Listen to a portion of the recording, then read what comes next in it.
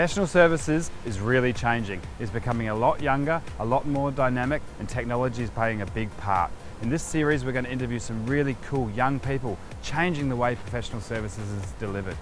We help loads and loads of young people get a career started in this profession. If you want our help, click on the link in the bio or in the link above and we'll help you. Otherwise, enjoy. In the military, my job was an infantry corporal, so that was where I was in charge of a team of your foot soldiers that go out and you know, you see them in the movies all the time, they're the ones with the guns running around. I was in charge of those guys. Everything. There's not much not to love that job. It's very active.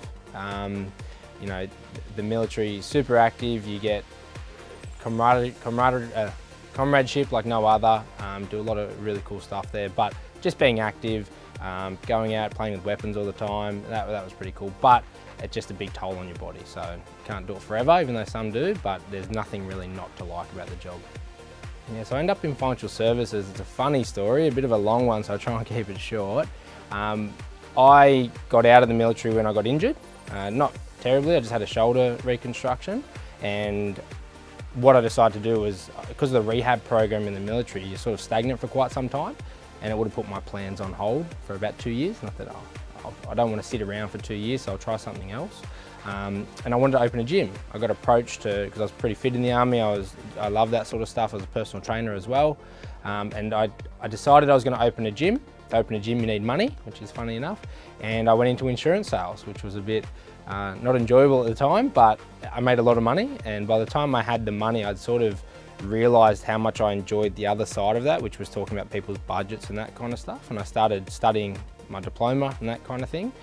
By the time I got the money to open the gym, I realised that it wasn't what I wanted to do. I didn't really want to go and be sweaty all day long and do that. I was enjoying wearing suits and you know, earning some good money and dealing with other people's money as well.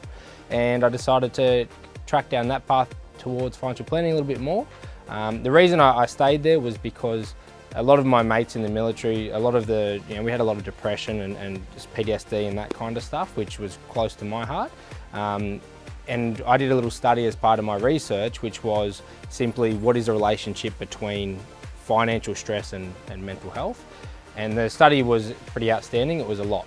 Okay, there was over 50% of people said that had started from that. So I decided to dive into that and see if I could do my bit to help, and I did. And I found that's sort of where I got the passion from, working on it a bit further, studying a bit more, and led down the road. We went and opened me and the directors from the company went into like a financial planning firm, but I wanted something bigger, better. I wanted to do more cash flow, more real goal setting stuff. And I moved back to Sydney with a role that was all about that, and ended up where I am now. And our big focus is on cash flow and those kind of things, which is pretty cool.